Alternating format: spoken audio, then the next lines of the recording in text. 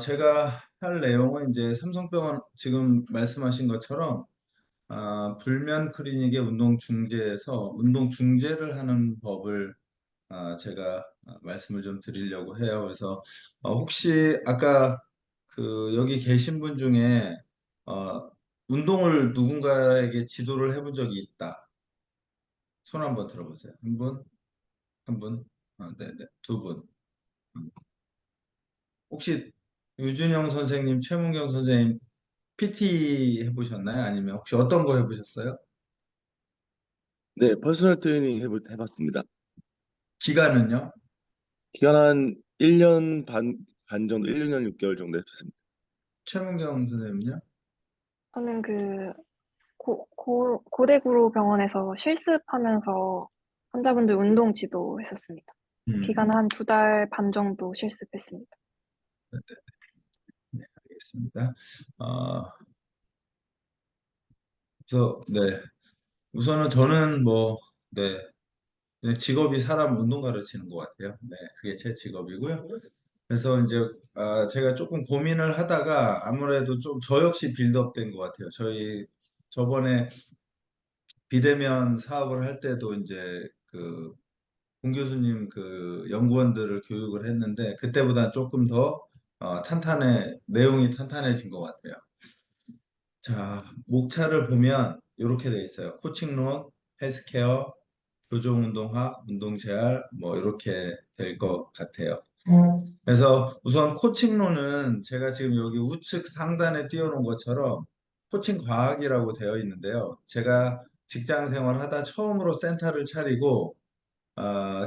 센터를 차린 곳에서 인턴과 실습이 오면 처음 하는 교육이고 처음 주는 책이었어요. 코칭 과학. 누군가를 가르칠 때 내가 어때야 되나. 그래서 혹시 관심 있으면 보시면 아마 많은 도움이 될 거예요. 오늘도 제가 야구 선수랑 나눈 대화인데요. 내가 운동을 할 줄 아는 것과 가르치는 건 다른 직업이거든요. 근데 행위가 똑같다고 같은 직업이라고 착각하는 경우들이 많거든요. 저희도 마찬가지예요. 내가 웨이트 트레이닝을 해봤다고 가르칠 줄 아는 건 아니거든요. 마찬가지로 운동 재활을 내가 해봤다고 가르칠 수 있는 거 아니에요. 그러면 운동선수들이 운동 제일 잘 가르치겠죠. 절대 그렇지 않거든요. 그래서 이런 생각을 좀 하셨으면 좋겠다라는 거고요. 그래서 이제 거기에서 보면 되게 많은 것들이 있는데요. 의사소통에 관련된 내용이거든요. 그래서 의사소통에 세 가지 특징이 있는데 하나는 내용을 전달하고 그 다음에 그 전달된 내용을 상대로부터 메시지를 받아요. 그러면서 내가 어떤 걸 생각해내겠죠. 그 다음에 이제 두 번째는 이 의사소통에는 말로 하는 언어적 의사소통이 있고 비언어적 의사소통이 있어요. 근데 기본적으로 어, 저희가 비대면이라 언어적 의사소통에 엄청 강력한 힘을 갖게 될 거예요. 하지만 비언어적 메시지가 별로 중요하지 않다라고 생각하면 안 된다라는 제 생각이에요.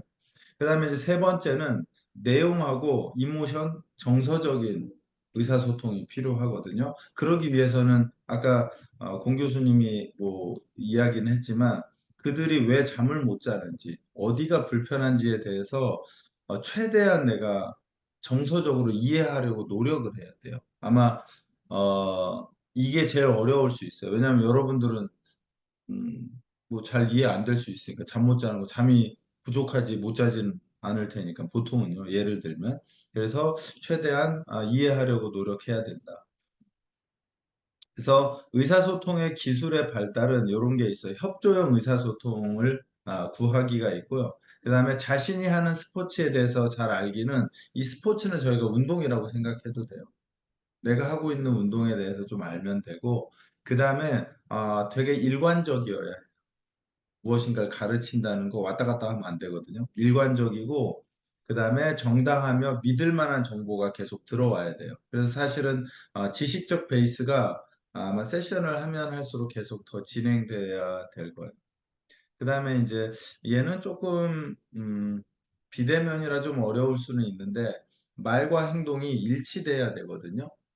예를 들어 그런 거 있어요. 뭐 그런 거 있잖아. 누군가랑 얘기하는데 팔짱을 이렇게 끼고 얘기를 하고 있다. 그럼 그 사람이 수용하지 않겠다는 뜻이거든요. 예를 들자면. 그 다음에 공감을 하지 않는 사람들. 그래서 우리가 비대면이긴 하지만 우리의 눈빛, 손짓, 제스처가 저 사람을 내가 긍정적으로 보고 있는지 부정적으로 보고 있는지가 전달된다. 이런 내용들이고요. 그 다음에 친밀감, 수용적 공감대 형성.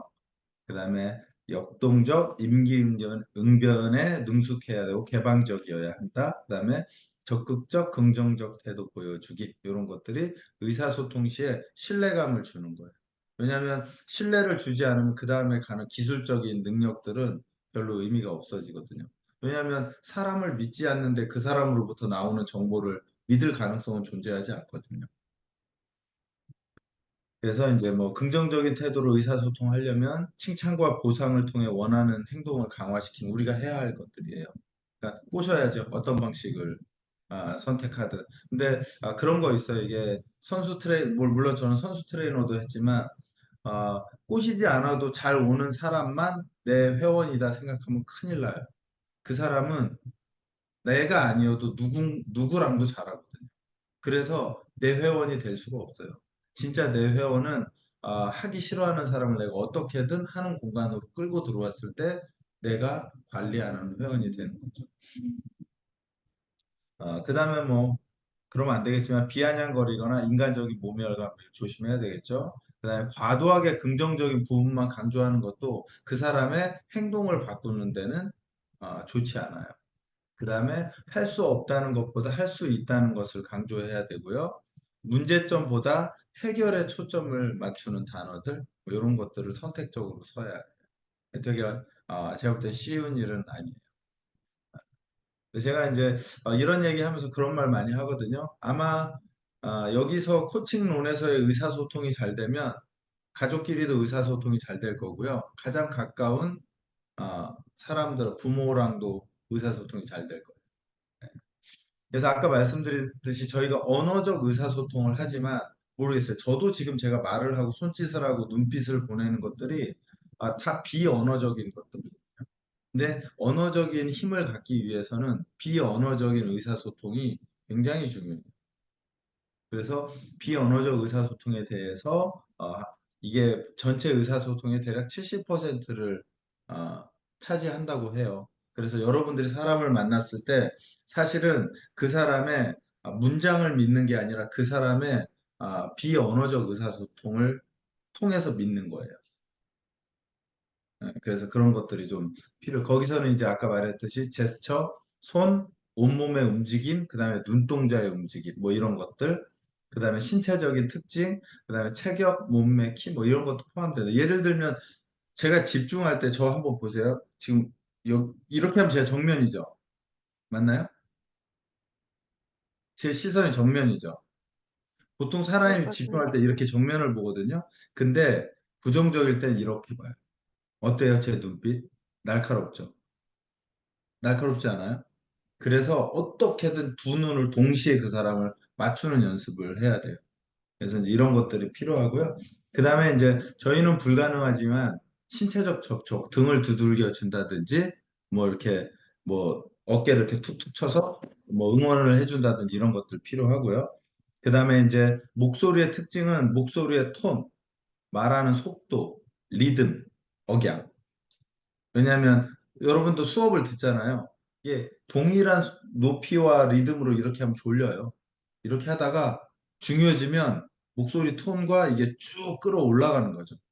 자, 집중하셔야 돼요. 여기서 이런 식으로. 근데 이게 계속 톤이 같으면 상대도 그냥 그대로 처지거든요.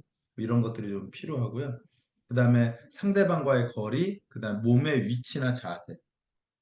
뭐 여기서는 조금 다를 수 있지만 뭐 PT를 한다, 운동을 오프라인으로 교육한다, 주머니에 손을 넣고 있는다든지, 짝다리를 짚고 있는다든지, 어딘가에 이렇게 기대 있는다든지, 뭐 이런 것들이 의사소통을 방해하는 요소들이에요. 그래서 이제 아무래도 지도를 하면 네, 그런 것들이 아마 온라인에서도 나타날 거예요. 그래서 이 비언어적 의사소통을 그럼 잘해야 되잖아요.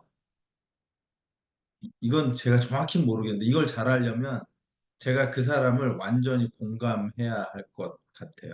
이 사람이 어딘가가 아프고 막 되게 힘들면 내가 그 안으로 이렇게 빨려 들어가지 않으면 아마 비언어적 의사소통이, 왜냐하면 내 속에서는 저 사람에 대해서 별로 뭐라 그럴까요? 뭐 불편하고 잠 못 자고 이런 거 관심이 없는데 입으로만 네네네네네 이렇게 해서는 좋은 비언어적 의사소통이 나오기 어렵다. 그렇습니다. 그래서 아마 조금 어려운 일이 되긴 할 텐데 공 교수님하고는 그런 얘기 하거든요. 여기서 상대를 잘 관리한다면 오프라인에서 만나면 새끼손가락 하나라도 충분히 해결 가능하다. 저는 이렇게 생각해요. 자, 그러면 이제 본론으로 들어가면 헬스케어.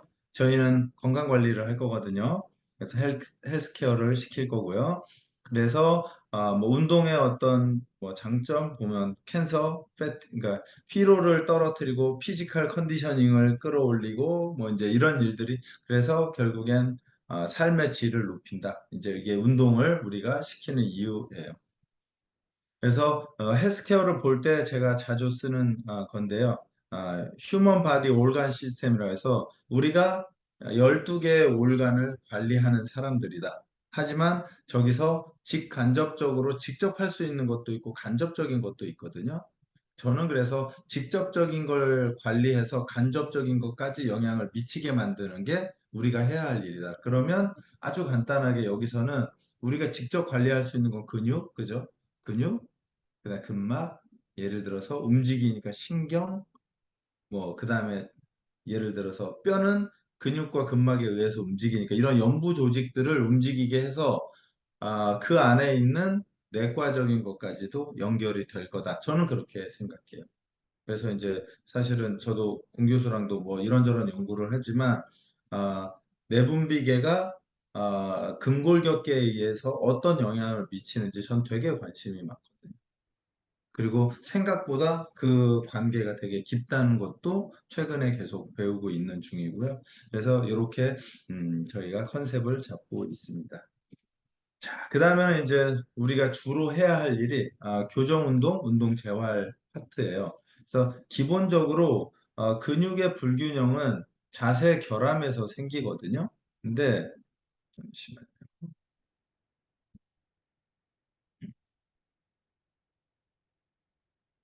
그래서 기본적으로 자세의 결함은 관절 역학을 변화시키고요. 그래서 가동성, 안정성을 감소시켜요.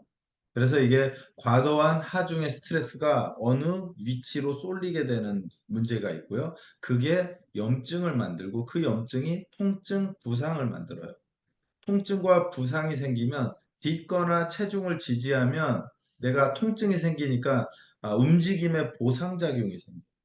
그래서 이상하게 걷는다든지 이상하게 선다든지 이상하게 앉아 있는다든지 이런 문제가 생기는 거죠.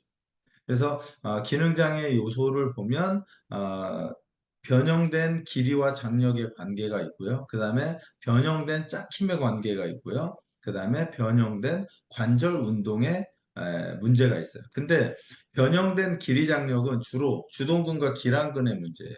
쿼드 대 햄스트링, 그 다음에 2두, 3두 이런 식이죠. 그 다음에 변형된 짝힘의 관계는 예를 들어서 펠빅의 틸트 또는 스캐플라의 움직임 때 얘가 짝힘에 의해서 돌아가거든요. 그것들의 힘의 장력이 변해버리면 예를 들어 스캐플라나 펠빅이 원래 있어야 되는 위치에서 벗어나게 되어 있거든요. 예, 그런 얘기고요. 그 다음에 변형된 관절의 운동은 그 조인트가 됐던 스캐플라가 됐던 원래 움직이는 데서 변해져 있으면 관절의 운동 역학이 바뀌어요. 그래서 퇴행성 관절염이 생긴다든지 관절에 통증이 생긴다든지 이런 문제가 생기죠. 그래서 변형된 감각 운동의 통합성, 그 다음에 변형된 신경의 효율성, 그 다음에 이걸로 인해서 조직의 피로와 파괴가 생기는 거죠. 이게 이제 어떤 부상의 메커니즘이라고 보시면 될 것 같아요. 그래서 저희가 이제 운동을 지도하게 되면 결국에는 이제 이게 뭐 조인트 바이 조인트 어프로치에서 나오는 건데요. 각각의 관절을 가동화 관절과 안정화 관절 두 가지로 나누게 되어 있고요. 그것에 의해서 유연성이 좀 더 중요한 관절 또는 안정성이 중요한 관절로 이렇게 나누어져요. 그래서 만약에 흉추에 문제가 있다라고 하면 흉추는 가동화 관절이기 때문에 가동성이 떨어진 거예요. 그래서 이 떨어진 가동성을 회복시키는 게 약한 연결고리를 더 강하게 만들어주는 것이 되겠죠. 그래서 만약에 아까 말씀드린 대로 교정운동과 운동재활에서 가장 좋은 균형은 뭐냐라고 보면 가동성과 가동성과 안정성이 최적의 균형을 잡고 있을 때를 우리가 찾는 거예요. 과한 가동성은 여기서 보시는 것처럼 가동성이 과해지면 우리는 느슨한 관절이라 해요. 좋은 게 아니고. 그 다음에 예를 들어서 안정성이 너무 좋아지면 딱딱한 관절, 딱딱한 움직임이라고 그래요. 그래서 유연성과 근력이 가장 최적의 비율로 있을 때 가장 좋은 상태이다라고 말을 할 수가 있죠. 그래서 저희가 이제 뭐 운동 재활을 또는 교정 운동을 하게 되면 상지에서는 아마 제일 많이 나오는 게 어퍼 크로스 신드롬, 그다음에 하지에서는 로우 크로스 신드롬 이렇게 될 거예요. 그래서 아까 제가 잠깐 말씀드린 것처럼 상지에서는 대략 견갑골 스카풀라의 위치, 걔가 아마 제일 중요할 거고요. 그다음에 하지에서는 펠빅의 위치를 가장 중요하게 생각하고. 자, 만약에 교정 운동을 한다. 그러면 요거는 이제 외우셔야 돼요. 첫 번째는 무조건 억제, 근막을 이완시킨다. 아마 폼롤러를 쓰게 될 거고요. 그 다음에 신장은 우리가 알고 있는 스트레칭을 하게 돼요. 그 다음에 세 번째는 활성화를 시키는 싱글 조인트나 뭐 투 조인트 정도의 근력 운동을 하게 되고요. 그 다음에 이제 4단계에서는 통합 운동이라고 하는 주로 근력 운동의 베이스가 되는 운동을 하게 될 거예요. 그래서 이 네 가지가 이런 순서의 흐름에 의해서 간다. 이렇게 생각하시면 될 것 같아요. 그래서 이제 저희가 아마 공 교수님이 운동 처방을 하면 딱 두 가지로 낼 거예요. 이분은 운동 재활이 필요해요. 또는 이분은 트레이닝이 필요해요. 불면 환자인데도 아까 말씀하셨듯이 뭐 유방이라든지 다른 암이 있어서 운동 재활을 해야 되는 경우가 있고 단순히 그냥 근력의 문제에 의해서 불면이 생긴 경우가 있어요. 그래서 이 두 가지에 대한 구분을 하고 환자를 만나야 돼요. 그렇지 않으면 예를 들면 운동 재활을 하는 분께 트레이닝을 시켜도 안 되고요. 트레이닝이 필요한 분에게 운동 재활을 시켜서도 안 돼요. 대신에 이제 지금 제가 여기 빨간색, 파란색으로 그려놨듯이 운동 재활과 트레이닝이 오버랩 되는 공간들이 있거든요. 그 오버랩 되는 공간이 일반적으로는 이 신장과 활성에서 약간 오버랩이 돼요. 네. 그래서 그것에 대한 구분을 좀 하고 들어가야 된다. 그래서 아주 간단하게는 운동 재활은 정확한 동작을 만들어내는 그게 첫 번째고요. 그 다음에 트레이닝은 올 아웃까지 가게 만드는 거예요. 올 아웃까지. 뒤에도 나올 텐데 올 아웃까지 가지 않으면 걔는 트레이닝이 아니에요. 이거 이해되셨죠? 왜냐하면 제가 대학생들이나 원생들이나 이 현장에 있는 사람들을 교육해도 이 두 가지를 헷갈려서 트레이닝인데 재활을 하고 있거나 재활을 하고 있는데 트레이닝을 시키는 경우가 있거든요. 그래서 운동 재활은 정확한 동작이라 보통은 서브 맥시멈에서 운동이 끝나요. 트레이닝은 올아웃까지 몰고 가는 게 트레이닝이에요. 기본적으로. 이해됐죠? 요거 잊어버리시면 절대 안 돼요. 네. 왜냐하면 아마 이 이야기를 환자를 보고 이제 저랑 줌으로 해도 계속 아마 이 얘기를 계속 하게 될 텐데요. 머릿속에 꼭 기억하셔야 돼요. 자, 그러면 이제 저희가 억제 신장 활성에 대한 개별적인 내용들을 좀 살펴보도록 할게요.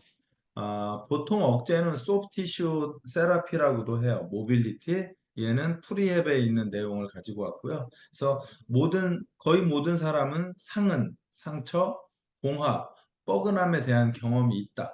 운동 후에 일반적으로 근육통이 생기는 것도 이러한 것들이고요. 이것들은 긴장된 힘줄, 멍이 생긴다. 그래서 당신은 먼저 약품 상자에서 소염제를 꺼낼 것. 이것은 나쁜 선택이라는 거예요. 이런 근육통 현상이 생기면 소염제를 꺼낼 게 아니고 연부조직 회복을 위한 활발한 활동, 근막 이완을 해야 된다는 얘기예요. 그 다음에 다른 발가락은 가만히 둔 채 예를 들어서 발가락 5개 중에 새끼 발가락만 이렇게 움직이게 만드는 거죠. 그래서 그 새끼발가락만 움직이게 만드는 건 내가 이것을 통제할 수 있다는 거거든. 이럴 때 보통 약지나 중지가 같이 따라 움직이는 거예요. 그 다음에 이제 소프티슈 테라피는 아까 말씀드렸듯이 어, 이게 어, 근막 활주설이죠. 우리 생리학에서 배워. 이렇게 완전히 예를 들어서 어떤 상처나 어떤 데미지에 의해서 이렇게 들어간 근막을 근육의 슬라이딩, 이게 결합된 슬라이딩을 근막으로 비벼서 풀어내는 역할을 하는 거죠. 얘가 근막 이완의 기본 메커니즘이에요. 그래서 너무 강하게 운동을 한다면 손상 부분이 보호되어 콜라겐 섬유의 손상을 막을 수 있다. 그다음 근막은 예를 들어서 근막경선 해부학 토마스 마이어가 쓴 건데요. 우리 해부학을 보면 주로 어디를 푸냐면 흰색으로 표기됐죠. 빨간색은 근육이고 흰색은 근막 또는 어, 리가먼트 그다음에 캡슐 이런 데가 흰색이거든요. 그런 곳을 일반적으로 풀어요. 그래서 호흡과 스트레칭은 근막이 원래 길이로 회복되는 것을 만드는 거다. 그래서 스트레칭을 하기 전에 많은 날숨, 호기와 함께 스트레칭을 한다. 그래서 우리가 앞으로 계속 호흡을 하실게요. 아마 계속 할 거예요.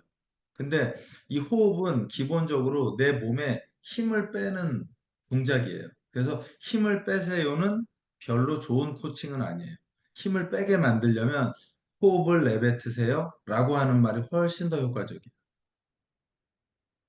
그 다음에 이제 수분 섭취는 협착, 유착, 흉터와 만성적인 긴장은 댐 역할을 한다고 해요. 그래서 이제 이런 긴장되면 그 안에 있는 수분이 이렇게 고여 있게 되는 거죠. 흐르지 못하게 되고. 그래서 근막 이완을 하면 그 수분들이 원활하게 회전할 수 있게 하죠. 네. 그래서 연부 조직의 회복 방식은 뭐 근막이완 스틱, 볼, 트리거 포인트, 뭐 손가락, 팔꿈치, 그다음에 뭐 이런 뭐 그게 무엇이냐 숟가락도 될 수 있고요. 이 볼펜으로 이렇게 해도 똑같아요. 그 막 몇백만 원짜리 그라스톤 그 살 이유 하나도 없어요. 그냥 이런 거예요. 메커니즘이 그것을 풀어주는 역할을 하는 거니까요. 그래서 도구는 그냥 아무거나 선택을 해도 나쁘지 않다. 대신에 이제 좀 더 작고 뾰족한 거는 국소 부위의 포인트를 잡으러 가는 거고요. 이렇게 폼롤러 같은 경우는 넓은 부분을 선택할 때 사용하게 되죠. 그래서 이제 뭐 바이오 텐서그라피라고 해서 우리 몸은 텐서그라피라고 해서 여기 보이시죠? 이렇게 나무 같은 걸로 됐고 그 나무를 선으로 연결되어 있는데요. 이 선이 힘의 균형을 딱 잡고 있으면 얘가 구 모양으로 딱 안정적으로 되어 있어요. 근데 이 균형이 깨져버리면 얘가 무너져 버려요. 우리 인체도 이렇게 되어 있거든요. 그래서 단단한 구조물은 뼈, 지금 여기 보이는 스틱이죠. 뼈고요. 그다음에 밴드와 끈은 근육과 연부 조직이에요. 그래서 몸이 틀어졌다는 건 틀게 만든 연부 조직의 억제를 통해서 바로잡으려고 하는 과정들이죠. 그래서 아까 말씀드린 대로 유착과 협착은 조직을 결합시켜 연부 조직이 미끄러지고 확장하는 것을 제한한다. 그래서 협착과 유착은 세포 단계에서 손상된 부분을 작은 콜라겐 섬유로 감싸고 구조적인 지지를 위해 세포 근처에서 이렇게 묶이는 거예요. 꽉 이렇게 묶이는 거 이걸 풀어내는 거예요. 저희가 해야 할 일들이거든요. 그래서 보통 근막이완이나 억제 상태에서 문질렀을 때 가장 아픈 곳이 보통은 뭉쳐 있는 곳들이에요. 그래서 저희가 동일한 만약에 근막 이완을 한다 하더라도 저는 가장 많이 쓰는 건 가장 아픈 곳을 찾으세요. 예를 들어 IT 밴드예요. 무릎에서 고관절까지인데 저는 문지르면서 가장 아픈 곳을 찾으세요. 왜냐면 그러면 거기가 가장 협착이나 유착됐을 가능성이 크거든요. 그래서 이런 방식. 그다음에 이제 폼롤러는 보통 이제 저희가 폼롤러를 쓰게 될 거니까 가동성을 증가하고요. 근육을 활성화하고 근신경 반응을 증가시키고요. 그다음에 아까 제가 초반에 말한 근신경 효율성이 떨어지니까요. 작은 노력으로 엄청난 효과를 기대할 수 있다. 그래서 제가 폼롤링 할 때 꼭 얘기하는 게 있어요. 이걸 뭐 그냥 뭐 필요한가요? 도움이 되는가요? 제가 뭐 1년이지만 제가 메이저리그 팀에 있었는데요. 거기 연봉이 수십억, 수백억 되는 선수도 폼롤러를 해요. 네. 이게 스스로 자기 몸을 계속 체크할 수 있거든요. 그래서 이제 폼롤링을 이제 단계를 보면 10분 정도 몸 전체를 전체적으로 풀게 하는 게 좋다. 근데 저희는 만약에 이제 줌으로 하게 되면 포인트를 잡아서 필요한 부분을 선택적으로 할 것이다. 예. 그다음에 가능한 한 부드럽게 몸을 롤링해라. 그리고 불편함이나 예민함을 경험한 부위에 다른 움직임을 조합하면 좋다. 그래서 예를 들어서 어깨와 목에서 고통과 긴장을 경험했다면 어깨와 목의 정적 스트레칭 뭐 이런 것들을 같이 포함한다. 이제 저희가 이제 운동 처방을 내리면 아마 그렇게 갈 거예요. 폼 롤링하고 스트레칭하고 운동까지. 그래서 뭐 이런 것들이 필요하고요. 그래서 이제 폼롤링은 뭐 대체적으로 하지에서 뭐 크게 이상근 뭐 이건 IT 밴드인데 잘못 나왔고 IT 밴드 상지에서는 광배, 견부, 종아리 등이 있어요. 자, 그 다음에 신장은 스트레칭 우리가 알고 있는 스트레칭인데 정적 스트레칭이에요. 그래서 이게 뭐 ACSM의 가이드라인인데요. 이게 같은 내용이라 뒤에서 보시면 어, 유연성 교육에 관련된 권장 사항이거든요. 예를 들어서 아까 공 교수님 말했듯이 저희가 접촉할 수 있는 시간이 짧아요. 그럼 우리는 뭘 해야 되냐면 그분들을 교육해서 이 시간을 계속 할 수 있게 계속 독려를 해야죠. 예를 들면 일주일에 최소한 2, 3회 이게 가장 큰 효과가 있다고 하잖아요. 그러면 이분들이 2, 3회를 할 수 있게 해줘야 되는 거죠. 그 다음에 근육을 따뜻하게 한 후 적극적으로 신체 활동 스트레칭을 유도해야 되니까요. 가능하면 만약에 혹시 여러분을 만난다면 만나기 5분, 10분 전에 몸을 좀 움직여 놓는 게 좋겠죠. 그 다음에 스트레칭의 강도는 압박감이나 약간의 불편함을 초래해야 한다. 그러니까 아주 편안한 상태가 되지 않으면, 그러니까 아주 편안한 상태로 해버리면 스트레칭이 안 돼요. 그래서 압박감과 약간의 불편함을 느낄 정도로 하셔야 됩니다. 라고 말씀을 해 주셔야 돼요. 그 다음에 여기는 이제 루틴한 거니까 뭐 여러 가지 그러니까 몸 전체를 하라는 건데요. 저희는 아마 그렇게는 하지 않을 거예요. 선택적으로 하게 될 거고요. 그 다음에 정적 스트레칭은 10초에서 30초를 유지해요. 근데 고령자 또는 환자는 길면 길수록 효과는 좋아요. 그래서 꼭 30초 안에 묶지 않아도 괜찮아요. 30초, 40초, 50초. 그래서 예를 들어서 스트레칭을 10초에서 시작해서 4, 50초까지 끌고 가도 괜찮다. 만약에 딱딱하다면. 왜냐하면 고령자는 무슨 말이냐면요. 금방 딱딱해진다는 얘기고요. 환자들도 금방 딱딱해져요.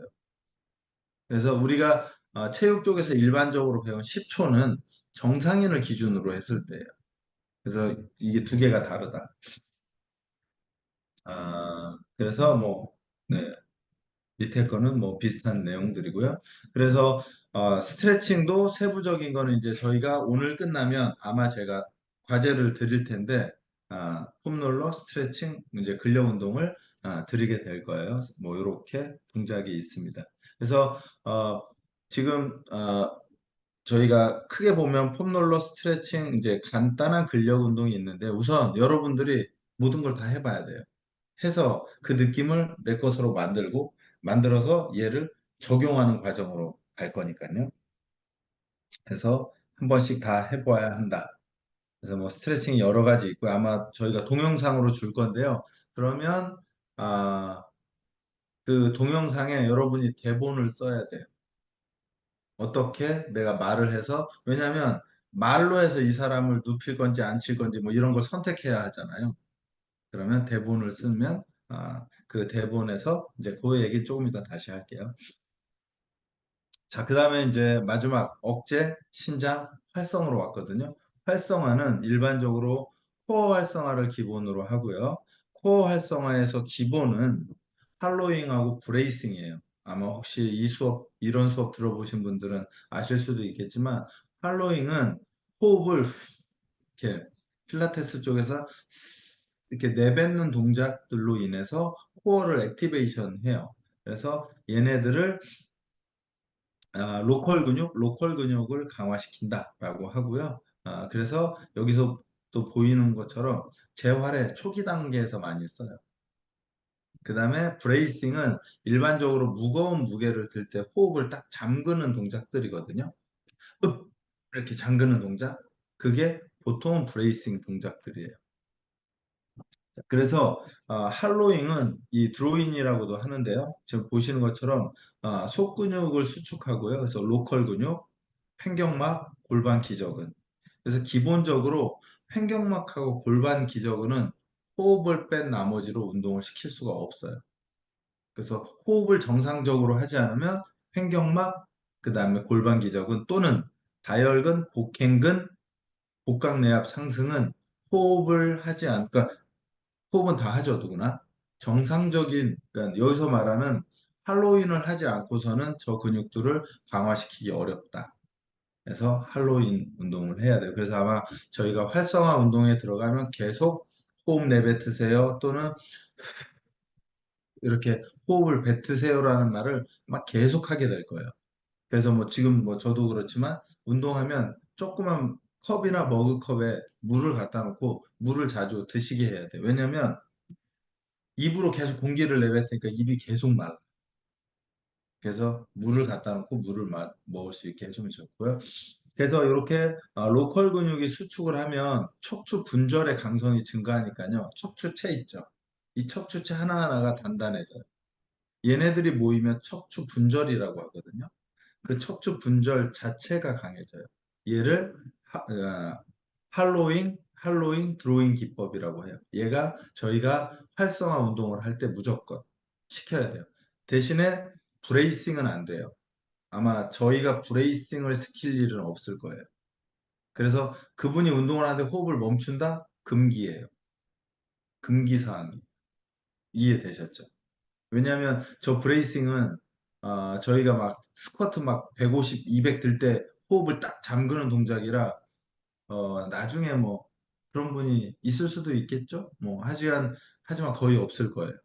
그래서 기본적으로는 할로잉과 드로잉 기법을 기본으로 한다. 그래서 여기 보이시는 것처럼 할로잉은 이 속근육을 척추체 안쪽으로 이렇게 끌고 들어와요. 근데 여기서 주의해야 할 거는 그냥 끌고 들어오는 게 아니라 호흡을 뱉으면 알아서 끌고 들어와줘요. 그래서 뭐 배우신 분들 있을 수 있겠지만 배꼽을 척추로 당기세요는 오히려 잘못된 큐잉이에요. 호흡을 뱉으면 알아서 배꼽이 척추 쪽으로 들어오면서 안정화가 생기거든요. 그래서 이런 것들은 이제 나중에 저희가 다시 할 거고요. 그다음에 이제 브레이싱은 마찬가지로 내가 드는 그 무게가 무거워지면 호흡을 딱 잠궈요. 잠그면서 힘을 쓰게 되겠죠. 그다음에 이제 운동의 진행은 일반적으로는 그러니까 재활과 초보를 같은 묶음으로 하고 트레이닝과 운동의 상급을 같은 묶음으로 봤을 때 초급과 재활은 무조건 천천히 통제할 수 있어야 되니까 천천히 해서 빠르게로 간다. 아마 빠르게 할 일이 많지 않을 거예요. 두 번째는 운동이 단순할 거예요. 복잡하지 않을 거예요. 그래서 아마 여러분도 경험이 있겠지만 몸이 힘들면 움직임이 빨라져요. 그래서 선수들도 체력이 떨어지면 떨어질수록 필드에서의 움직임이 나빠져요. 왜냐하면 급해지거든요, 몸이. 그 다음에 안정된 상태에서 불안정한 상태로 운동을 하게 될 거고요. 그 다음에 작은 힘에서 큰 힘으로 갈 거고요. 그 다음에 일반적에서 구체적으로 갈 거고, 운동은 어, 증가된 강도로 조금 조금씩 올라가게 될 거예요. 아까 말씀드린 대로 교정 운동에서 트레이닝으로 전환됐다. 그러면 여기 보이시는 것처럼 RM이라는 게 되게 중요하거든요. RM. 만약에 이분이 교정이 아니고 트레이닝으로 무조건 가야 돼요. 그러면 기본적으로 특별한 문제가 없으면 올아웃을 기본으로. 올아웃. 예를 들어서 제가 리피테이션 15번입니다. 라고 하면 어떻게 되냐면 이분은 16번을 할 수 없어야 해요. 이해되셨죠? 만약에 제가 이분 런지를 15번 해주세요 라고 오다가 만약에 공 교수님이 딱 떨어지면 16번을 할 수 없어야 해요. 할 수 있다면 무게를 추가해서라도 맞춰야 해요. 그러니까 서브 맥시멈이 아니고 맥시멈이란 얘기예요. 운동 재활과 트레이닝은 서브 맥스고, 운동 재활은 서브 맥스고 트레이닝은 맥스예요. 이 개념을 놓치면 안 되거든요. 그래서 기본적으로 이렇다. 대신에 반복 횟수가 보통 근지구력이 15번에서 20번 사이를 요구하거든요. 근데 아마 이분들이 제가 볼 땐 잘 못할 수도 있어요. 대신에 20번 이상은 안 넘어가게 하는 게 좋아요. 왜냐하면 효율성이 떨어져요. 예를 들어서 30번을 하면 한 종목 하는데 시간이 너무 많이 걸려. 그러면 왜냐면 저희가 만약에 30분이든 40분이든 수업을 딱 맞춰져 있으면 그 시간 안에 끝내야 되는데 한 세 종목 하고 끝나는 거죠. 다섯 종목을 해야 됩니다. 그러니까 효과가 없는 게 아니라 효율성이 떨어져서 보통은 15회에서 20회를 넘지 않게 해요. 그래서 아까도 말씀드린 대로 트레이닝으로 들어왔다. 그러면 그분들에게 계속 뭐라고 하냐면 그게 반복 횟수의 최대치인가요? 라고 해요. 네. 그렇게 진행하면 되고요. 그래서 아마 만약에 운동의 초심자가 되면 15에서 20회를 하세요라고 해서 점점점 줄여나가겠죠. 자, 이제 10에서 12회요. 이러면 무게가 올라가겠죠. 다음은 8에서 10회 무게가 또 올라가겠죠. 이런 식으로 끌고 올라가요. 기본적으로는. 음, 그래서 뭐 이건 이제 트레이닝에 관련된 건데요. 예를 들어서 뭐 30에서 50% 컨센트릭, 50에서 80% 원RM의 컨센트릭, 80에서 90% 컨센트릭, 90에서 100% 컨센트릭이 되고 슈퍼 맥시멈은 100% 이상을 드는 건데 이건 이제 선수일 때 쓰는 거예요. 근데 기본적으로 저희는 아마도 요 사이가 될 거예요. 미디움에서 헤비 사이 정도 트레이닝으로 간다면. 왜냐면 기본적으로 트레이닝 하면서 그런 분들 되게 많거든요. PT 하거나 선수들도 와, 저는 어떻게 맨날 운동을 하는데 몸이 이래요? 이거 잘못했을 가능성이 되게 커요. 왜 저는 운동을 했는데 몸이 안 바뀌어요? 안 바뀌게 운동을 한 거예요. 이 RM 조절을 잘못했을 가능성이 제가 볼 때는 거의 90%? 예를 들어서 그거랑 유산소에서 그거랑 똑같아요. 저 매일 걷는데 왜 심폐지구력이 안 늘어요? 느낌 오세요? 매일 걸어서 심폐지구력이 안 올라가죠. 로드를 더 올려가야 되니까. 그 다음에 이제 저희가 트레이닝 하는 분도 가끔 나타나니까 아까 교수님도 얘기했지만 그래서 반복 횟수를 쓰면 보통은 이렇게 써요. 세트. 그 다음에 밑에를 반복 횟수, 위에를 로드. 이렇게 해서 사실은 더 정확히 기록하면 얘를 만약에 이렇게 되는 거죠. 이 사람이 60kg로 10회 했어요. 그러면 60kg를 10번 해서 600이잖아요. 그렇죠? 600. 600kg를 든 거잖아요. 곱하기 3세트 하면 3, 6, 18, 1800kg를 든 거예요. 그래서 원래는 이렇게 해서 총 중량을 원래 트레이너는 기록해야 돼요. 그래서 내 선수가 오늘 총 중량을 몇 킬로 들어요, 몇 톤을 들었는지 뭐 그런 식으로 기록을 해요. 그래서 뭐 일반적인 기록은 이렇게 한다. 그래서 지금 제가 말씀드렸듯이 아, 여기까지가 이론적 배경이고요. 어, 지금 제가 한 것 중에 질문 있으면 질문 받고, 그 다음에, 네, 그 다음 진도를 나가도록 할게요.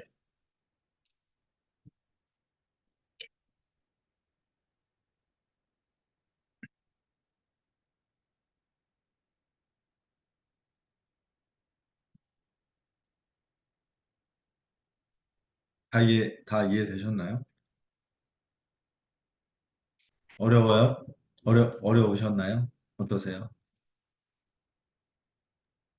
괜찮았습니다. 괜찮았어요?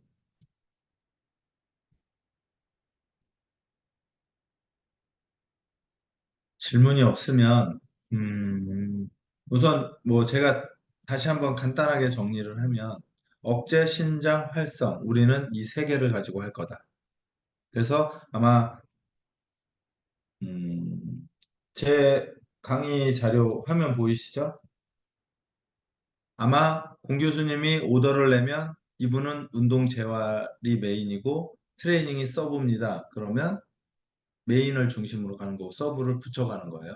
반대로 이분은 트레이닝이 메인이고 운동 재활이 서브입니다는 그냥 폼롤러 신장을 스트레칭 하면서 그냥 트레이닝으로 바로 들어가라는 거거든요.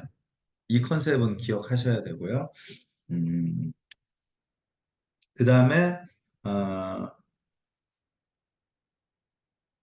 아까 말씀드린 대로 만약에 억제하고 신장 그 활성에 대한 프로그램을 드리면 그것들에 대한 시간을 조금 기록해 봐야 돼요. 이분이 얼마의 시간을 걸리는지.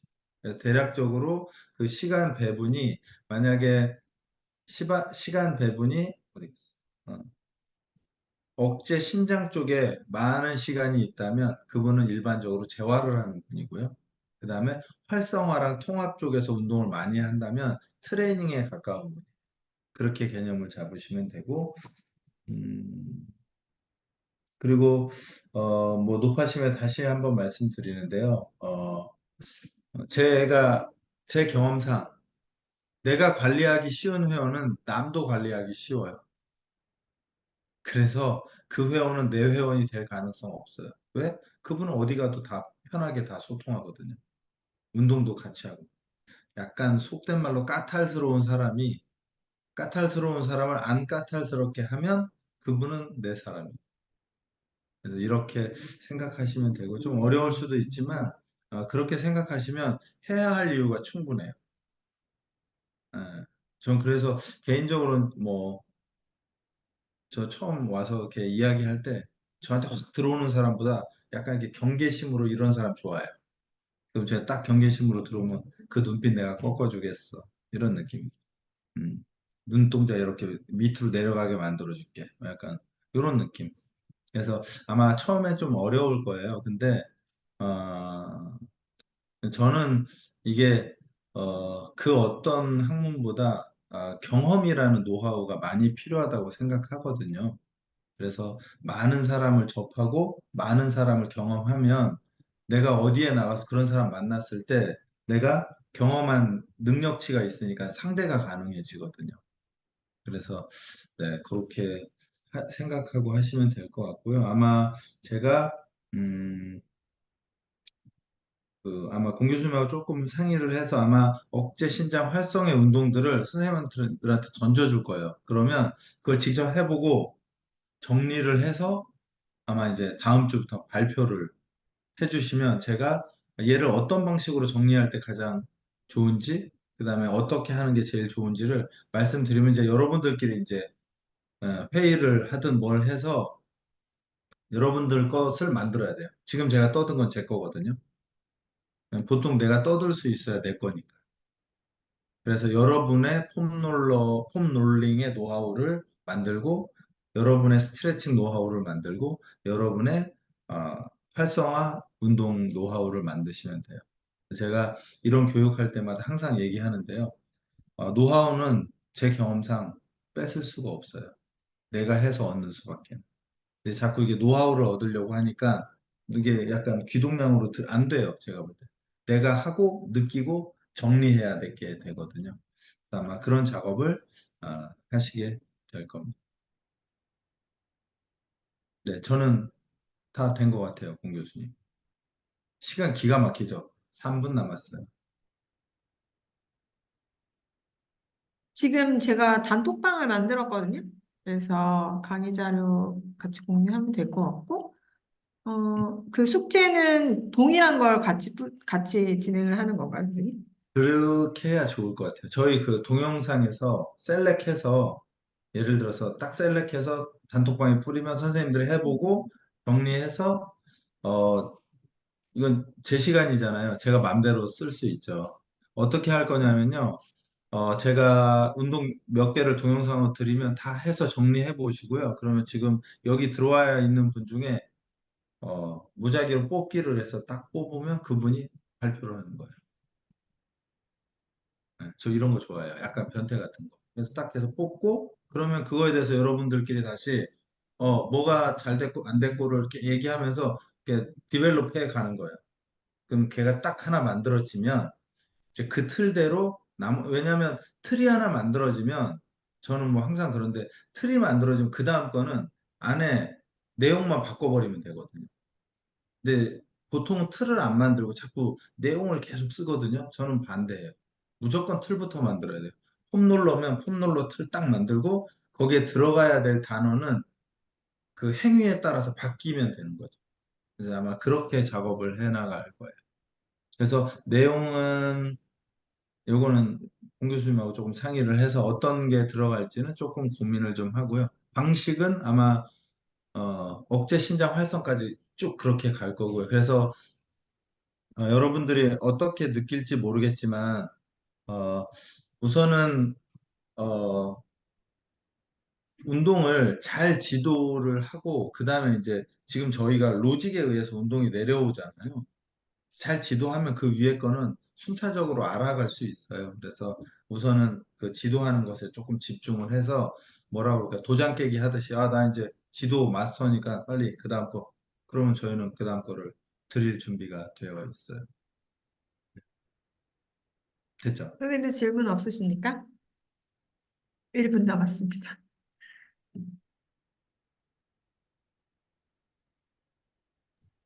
저 질문 있습니다. 네. 그 발표는 직접 티칭하는 식으로 발표나요? 아니면은 네. 어떤 식으로 발표나? 네, 티칭하는 직접 식으로. 티칭합니다. 네. 예, 어떻게 할 알겠습니다. 거냐면요.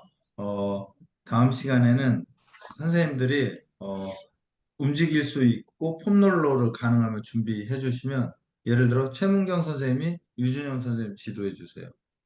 라고 할 거예요. 근데 중요한 건 피험자가 된 사람은 제가 이건 학교 수업 때도 쓰는 방식인데 알아서 움직이면 안 돼요. 예를 들어서 폼롤러를 해야 되는데 누워야 돼요. 근데 이분이 엎드리라 했어요. 그럼 엎드려야 돼요. 지도자의 말에 의해서 내가 움직이는 거예요. 그렇게 해야 약간 나쁘게 말하면 지도자를 좀 괴롭혀야 돼요. 그럼 속으로 그러잖아. 바보야? 누구랬지 내가 누워야 되는 걸 설마 엎드린다고 엎드려? 그거는 지금 동료잖아요. 동료를 정말 성장할 수 있게 도와주는 거예요. 편하게 도와주는 게 아니라 그 사람의 말 그대로 그냥 그렇게 따라 주셔야 음, 이 단어 하나하나를 굉장히 조심해서 쓰고 섬세하게 써요. 이해되셨죠? 예, 이해됐습니다.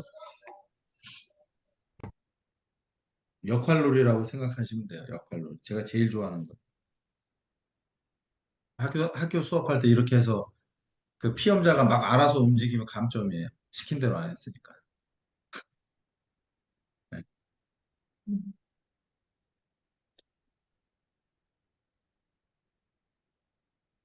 됐나요?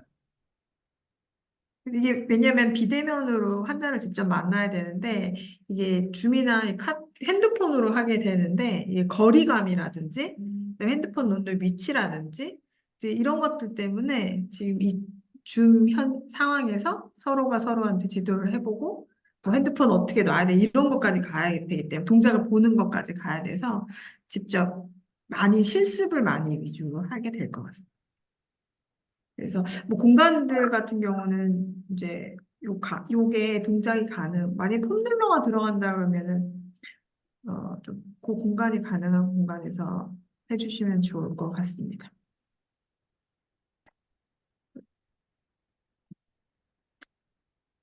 뭐, 네, 일단 시간은 다 돼서요. 추가적인 질문이나 문의사항은 카톡으로 문의 주시고요. 이제 강의 자료라든지 숙제는 톡으로 보내드리겠습니다. 최대한 1시간 안에 끝내려고 하거든요. 네, 오늘 수고 많으셨습니다. 다음 주 이 시간 뵙겠습니다. 네. 감사합니다. 감사합니다. 고맙습니다.